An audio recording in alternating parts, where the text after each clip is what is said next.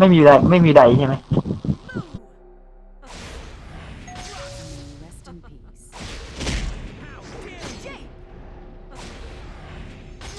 มันก็ไม่แน่มากมันอาจจะไม่บอกเรา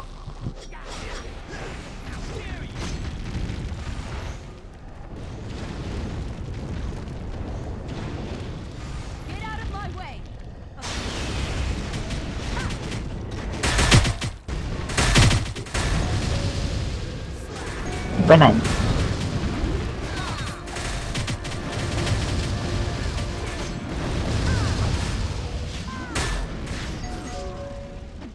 อ๋ออัดแค่ไม่ได้เลยโทรศัพท์ตะเกียงเอาตายครับอ๋อไม่ใส่ตะกิวเลยใส่ครั้งเดียวตอนแรกแน่นอนงั้นก็โดนผลักมั่งตัดตะกิวมั่งเอาเข้าไป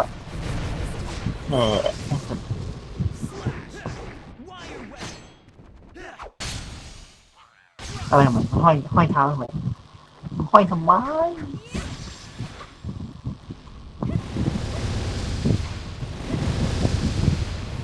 เออ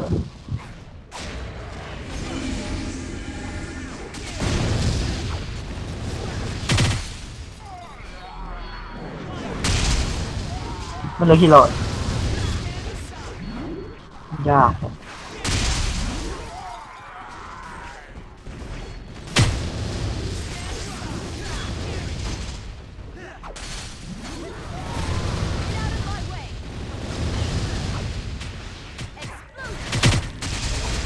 บอลเลยติมเนี่ยนะนึกว่าบอสในอ๋อไม่น่าติดนึกติดหรอไม่น่าติดที่เราเคยลงใบด่านสาวด้วยความเห็นนัดติดเลยนึกติด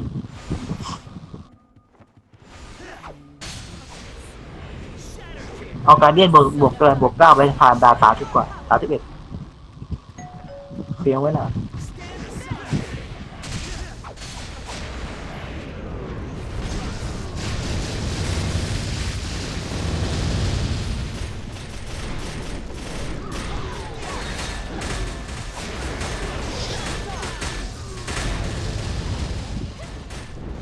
แล้วก็พักลงเต็มครับหาโพลี่ยาวๆกองแกนั้นV6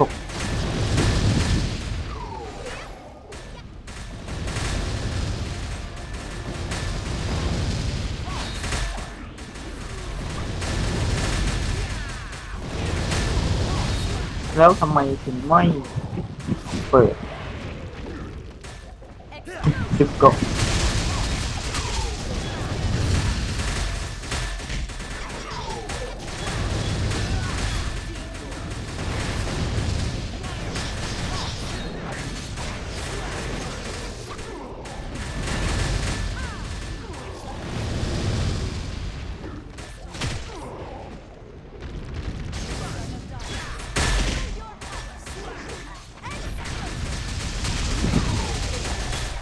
ค่าอะไรเนี่ย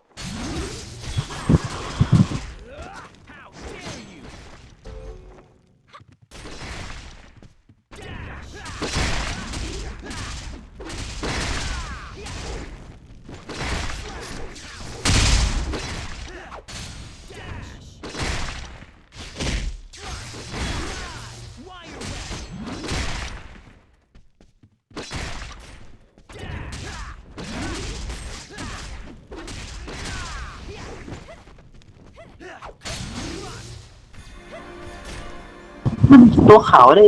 หลบท่าอะไรแบบไม่ได้ตัวขาวมันก็เร็วดีนะมันก็ตัวขาวนานๆเนี่ยดูตัวขาวดินานๆนั่นเห็นไหมไม่สามารถหลบท่าได้ระเบิดตัว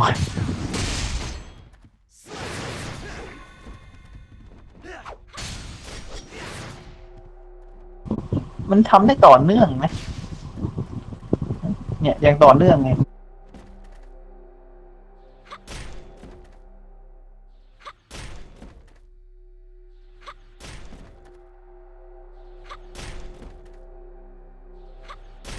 มันไวถ้าลูกเลิกไม่เตะต้องเตะเสริมแม่งแล้ว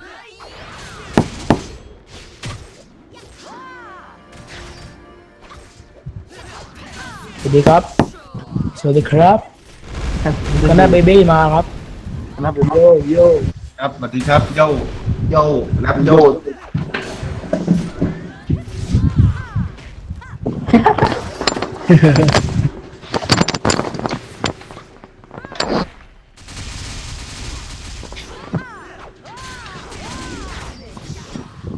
โจ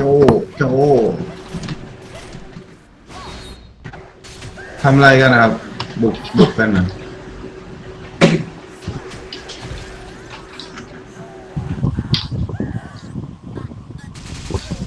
ดูยังมันจะตายไวกว่าเดิมจริง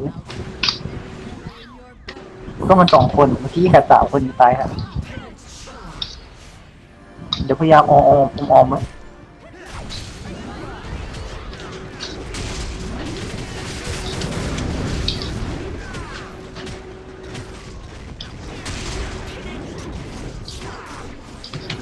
แล้วไม่หลับไม่นอนกันเลยคณะดูพี่เลย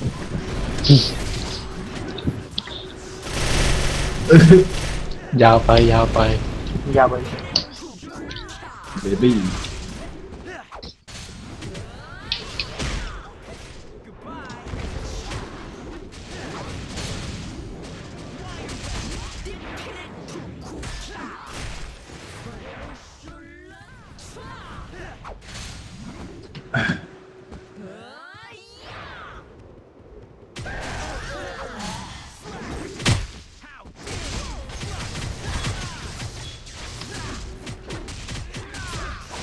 โหมอสมันขโมยบอสคอมโบโอ้มันคอมโบมายิ่งกว่าแอนแต่ซินิกมอสตัวนี้โอ้ก็ให้แกคอมโบที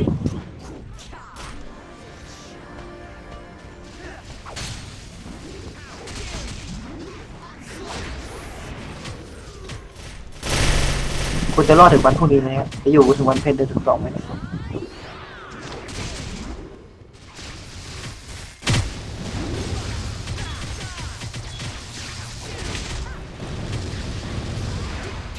โจที่เก่าเวลาเดิมเลยถึงจัดให้เลย เห็นนัดเวลอยู่ตายอ่านเวลฮะตายอ่านเวลอยู่ตามเขาฝั่งก็ผมตายไปแล้ว เองกันรู้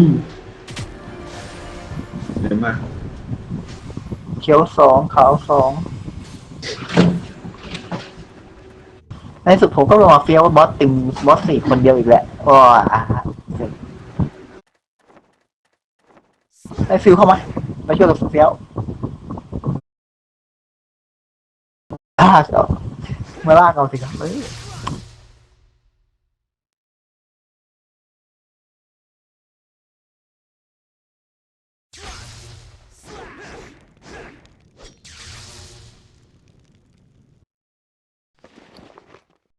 ผมว่าอย่าไปลากสเต็ปนั่นเลยครับลากไปสเต็ปเราเนี่ยดีสุดแล้วไฟไม่เต็มห้อง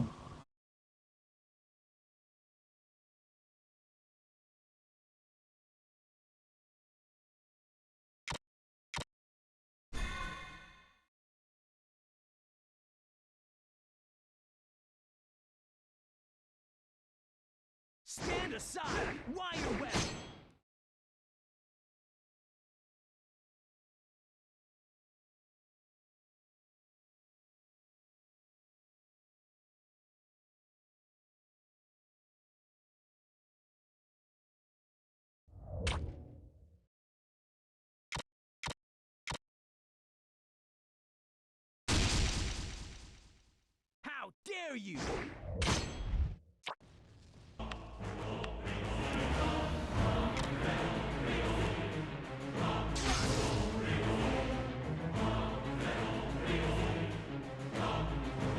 วงมันเฉียวแค่วิอ่ะถ้ามีดาเมจปริศนามาฟิลรับรองได้วงไม่แตก Stand aside.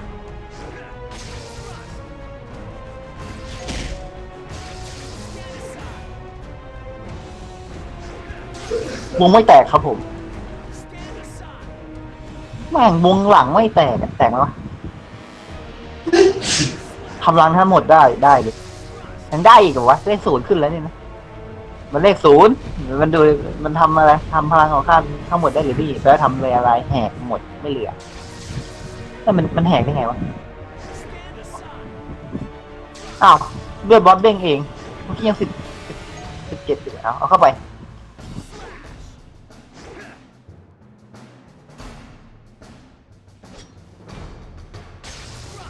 Stand aside. How dare you?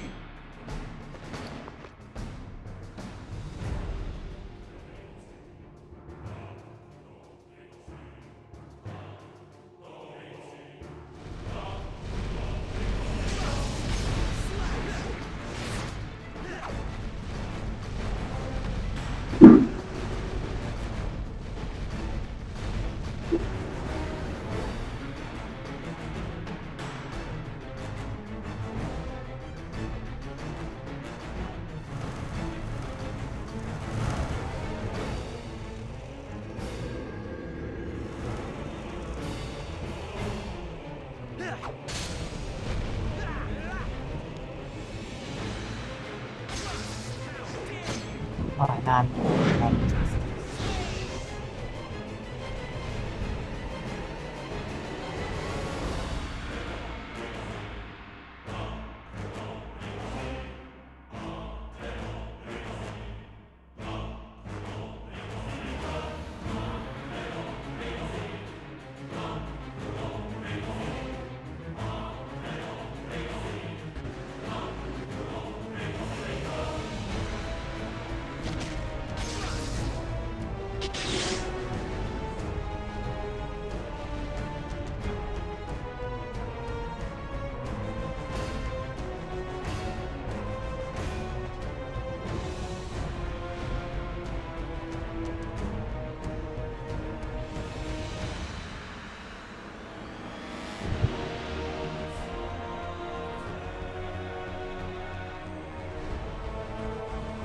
ไอ้เหี้ยโอ้ดีเย่ประกอบแหกเด้งอยู่ได้เด้งไปบอสสบายนิ่งอ่ะนิ่งสบายสบายใจไปบอสเด็ก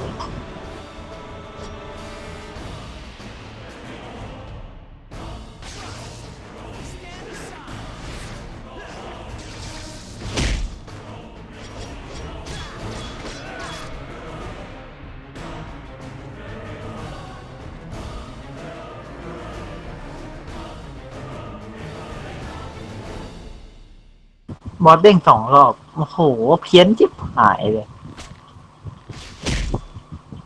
มีเพี้ยนกว่านี้ไหมเนี่ยบอส Stand aside. เวน Stand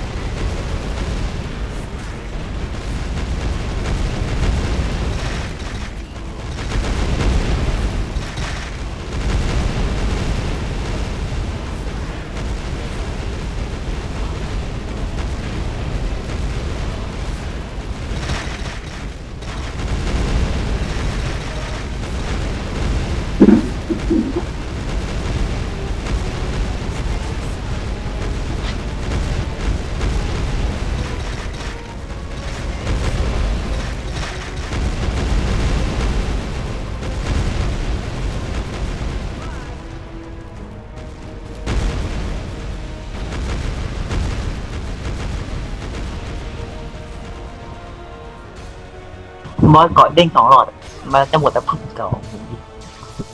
เห็นไหมเดี๋ยว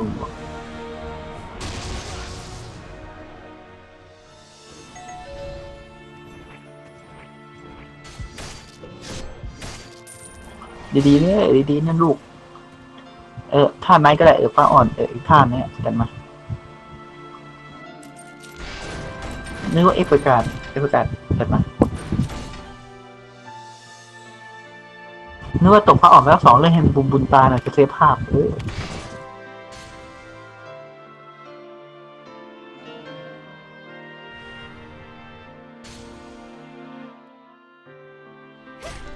ฟ้าอ่อนจงมา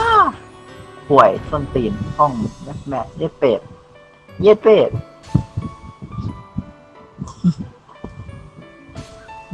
นะ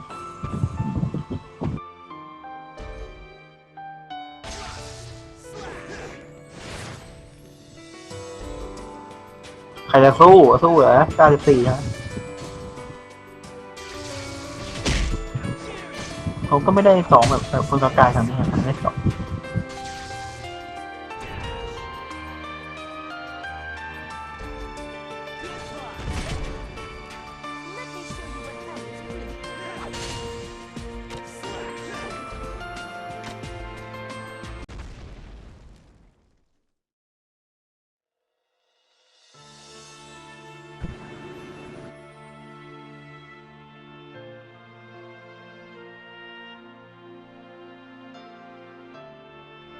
เต็ม2 คนของเราก็ยังเฟี้ยวเหมือนเดิมโอ้โหสุดๆ